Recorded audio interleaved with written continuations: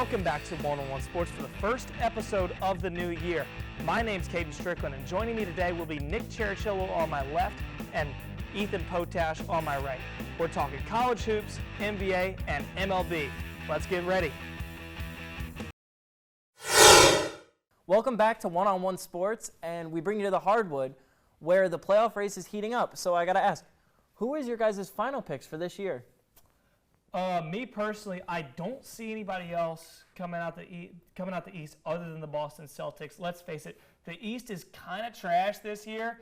I thought the Bucks had a shot until that man, their owner, whatever his name is, I don't really remember off the top of my head, but whoever he is, he hired Doc Rivers. And when you hire Doc Rivers, you lose in the playoffs. I hope everybody knows that. They're going to blow a 3-2 lead in the second round of the playoffs. It happens every year with Doc Rivers. But anyways, the Celtics is the best team in the East. They're probably the best team in the league. They have the most complete roster. Same thing. They had the most complete roster last year, but they added Drew Holiday and Kristaps Porzingis, two former All-Stars that are now basically playing as role players on that team. And when you just have the loaded offense and defensive weapons that the Celtics have, I don't think anybody in the East can stop that. Yeah, so I'm not going to disagree about Doc Rivers. I mean, I didn't understand the move either. But I got to think Damian Lillard, I got to think he's going to put this team over the top. His playoff averages in points is actually about 1.5 points higher than his regular season point per game averages. So you also have Giannis, who I think is the best player in the Eastern Conference. And you got Milwaukee and Boston. I think they're similar, they're close enough that I'm going to pick the team that has the best player. Because basketball, one guy is so important. It's unlike other sports like that. You know, outside of those two, I think the Bucks are a little bit thin, especially this year. Chris Middleton's taken a step down. It's really anything could happen in the playoffs, but I'm not putting my money on anybody other than the Celtics. On the Western Conference, though, that's a completely different story. There's 10 teams that can come out of the West right now. I mean, it doesn't matter who gets the first seed. I think the Timberwolves are slated at 1 right now, but whoever wins the West, they're going to be treated to LeBron, Steph Curry, or Luka in the first round of the playoffs with how it's seeded right now. And let's face it, any of these teams can go on a run and make it to the finals. Yeah, so I agree with you. The West is so much fun to watch right now. All the teams are, I'm not sure if it's still like this, but there was a point not too long ago where the 8 seed was closer to the 1 seed in the West and the 2 seed was closer to the 1 seed in the East. With that being said, I'm going to take the fun team. I'm going with the Timberwolves. Do you actually think the Timberwolves are going to make it out? They might not even make it out of the first round. I'm taking the fun team. They don't have the playoff experience, and you got LeBron or Steph Curry in the first round. Are you sure They're about the that? number 1 defensive team in the league right now. That matters in the playoffs. They have one hell of a duo with Cat and Edwards. And Gobert, everyone was making fun of Gobert, rightly so, because he wasn't living up to his contract. He's still a really good defensive presence. He's averaging 2 blocks a game right now. That's super important in the playoffs, especially because you're going to want to take some defensive load off of Cat. I'm assuming Gobert is probably going to be guarding the big, and they're going to take that off of Cat so we can focus more on the scoring. And they're also on pace to break their franchise wins record right now. You know, I don't hate that pick at all. I mean, for sure they have a shot. They're the number 1 seed in the West right now for a reason. But I don't think anybody in the West is going to be able to hang with the Nuggets. I mean, the Timberwolves, they've got the talent, but they just don't have that experience. They haven't been a powerhouse for very long. They haven't made it past the first round. They haven't won a playoff series in I don't even know how long. But you just take how dominant Jokic and Murray were in the playoffs last year, and I don't think there's any competing with that. Yeah, I mean, Denver, obviously, reigning champions, phenomenal team. But so much of the plus, who gets hot at the right time? And the vibes around the Timberwolves, even with Cat going down for a little bit, are so high right now. And I think they're just going to be on fire heading into the playoffs. You know, as much as I want to agree with you, as an Atlanta native, Anthony Edwards is probably my favorite player in the league, but I just can't. I am taking the Nuggets, and speaking of the Nuggets, I think that it would just be an absolute tragedy to basketball if Nikola Jokic wins the MVP again this year. It would be a disgrace, not just in the NBA, but to the sport of basketball as a whole. God forbid this guy is built like a basketball. He doesn't take care of his body. He doesn't stay in shape. He's fat. He's slow. He's not athletic. He's boring to watch. And in an era where scoring has taken an uptick, is just evolving, he hasn't done that. He's averaging only 26 points this year. And when you take a guy like Shai Gilgeous-Alexander, who has absolutely carried his team to from a play-in spot to the number 2 seed in the West, only half a game behind the first seed, averaging 31 points, I don't think there's any way to say that Jokic is more valuable than a guy like that. Yeah, I'm not going to argue that Shai should not win MVP, but to say it's a travesty for Jokic to not win MVP, a travesty, really? Dude, the guy doesn't even care about the sport of basketball. Have you seen the interviews with him? I'd argue and say that that's even more impressive because a guy that doesn't care about the sport and treats it as a 9 to 5, like, you want that guy to win. He's teaching people on their couch, like, that could be me. I put in just as much effort as he does. Yes, it could be you, but are you 7 foot? No, He cares more about his horses back in Serbia than he does. I respect him for that. The dude's sitting at home drinking 2 liters of Coke a day, and nobody else can do that but him. It's so infuriating. Well, we both had some great picks for the East and the West, and I'm excited to see where the rest of the basketball season goes. And now we're going to go to the college world to see who's going to be in the Final Four and who's cutting down the nets in March. It's March Madness time, best time of the sports calendar. Don't argue with me. And we're here with Nick and Caden, and they're going to tell us who do you see going to the Final Four. Nick, let's start with you. Okay, I got some unconventional picks for the Final Four, but we saw last year it was pretty unconventional. So I have Houston, who's the 1 seed, and then I also have Kentucky, San Diego State, and a surprise pick here, University of South Florida. Well, I don't hate the USF pick, but you think San Diego State can make a run again like they did last year? I don't know. I kind of see them making a run. Like, they're just kind of a complete team, and I feel that they can make a run again. I know it's not usually how it goes, but I believe in them. I don't hate it. I don't love it, but I don't hate it. I have UConn, Duke, Tennessee, and Houston. I think we both have Houston on our picks. Obviously, they don't have the most exciting brand of basketball, but they are the number 1 seed they're the number 1 team in the country for a reason. Best defensive team in the nation, in my opinion. Nobody's going to be able to score points against them consistently. I'm just glad he didn't say Purdue because I have words for Zach Edey. Y'all probably already know how I feel about that guy. But either way, I think UConn has been the most impressive team in the country, in my opinion, so far this season. Nobody's won back-to-back since Florida did in 2008, I want to say. 06-07. 06-07, that's right. But I think they have a chance to get it done. I think they're the most complete team in the country. But it's March. Anything can happen. I agree with you that UConn is a great team, and I honestly could see them. I just don't know why. I'm getting the vibes from South Florida. They are, as of today, they have won 13 straight. They have Chris Youngblood who can score, and they're just a team that I feel like can get hot at the right time, get a few upsets. And now they would probably have to encounter UConn at some point, so that would be a very tough challenge. But I think I could see USF, if they can make it through that gauntlet, I could see them making a run to the Final Four. Yeah, I can see that too. That's a really talented team. Another team that's ranked really highly that hasn't been getting a ton of national coverage. I mean, they've been getting a good bit, but this is Tennessee. And Tennessee, I think, is the best team in the SEC. You've got Kentucky, obviously, with all those stud freshmen that they got, but I think this is the team that's really going to do the damage in March. They were in the Sweet 16 last year.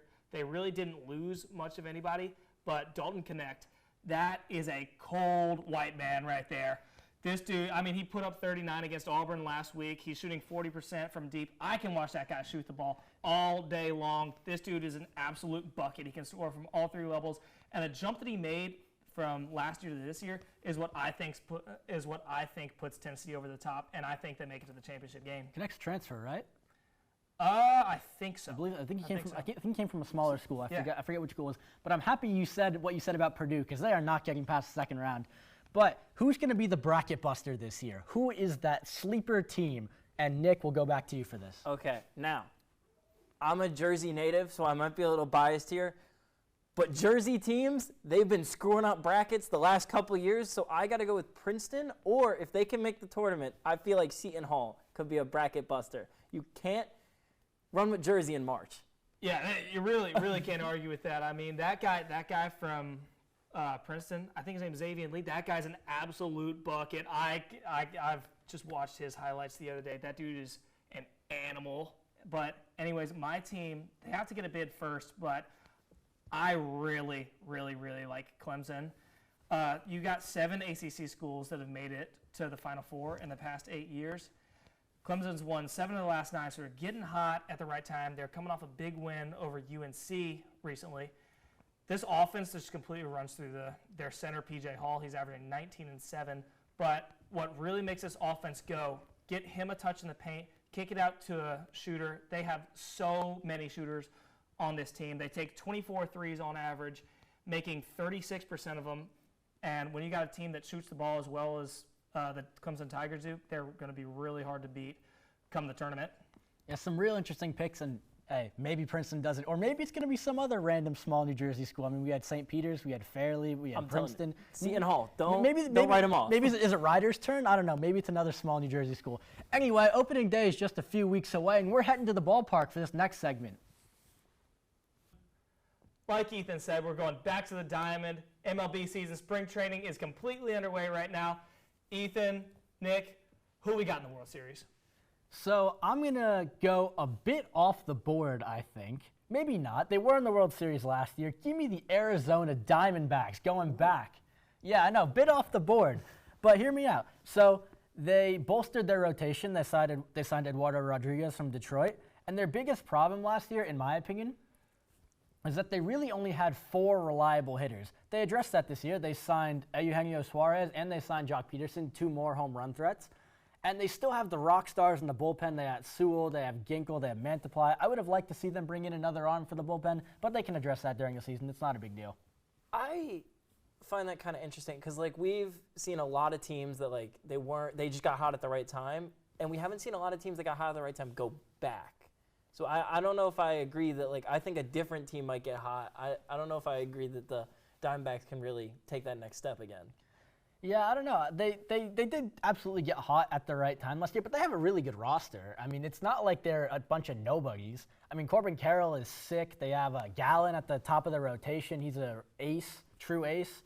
Like, this team, I think they have the pieces to go back. Like I said, bit off the board, but I think they can do it. Okay. I don't know how much I like that. Honestly, I don't like it at all. Nick, who you got, though? Mine's also kind of off the board, but as I said, it's about getting hot at the right time. And I think the team that can get hot at the right time is the Cubs. They largely, they have a very similar roster, but they have that postseason rotation. They have Justin Steele, who was great last year. They have Kyle Hendricks, who has postseason experience. And they also have Shoto Imanga, who they just signed. And Japanese pitchers, whoa, they have been great. Shoto who?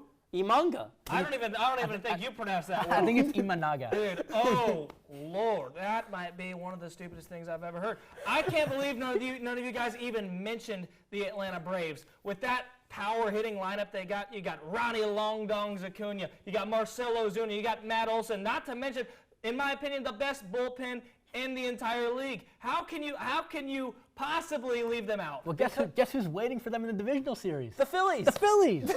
You really think the Phillies can beat the Braves again? Yes, they just did it twice. I was talking with Third Scott time's the yesterday. charm. There's no way that's going to happen. There's no way that the Atlanta Braves don't at least make it to the World Series. I mean, Atlanta's boogeyman, Rhys Hoskins, did just go and sign with Milwaukee, so maybe there's something to that pick. Maybe they'll run into the Brewers in the divisional series.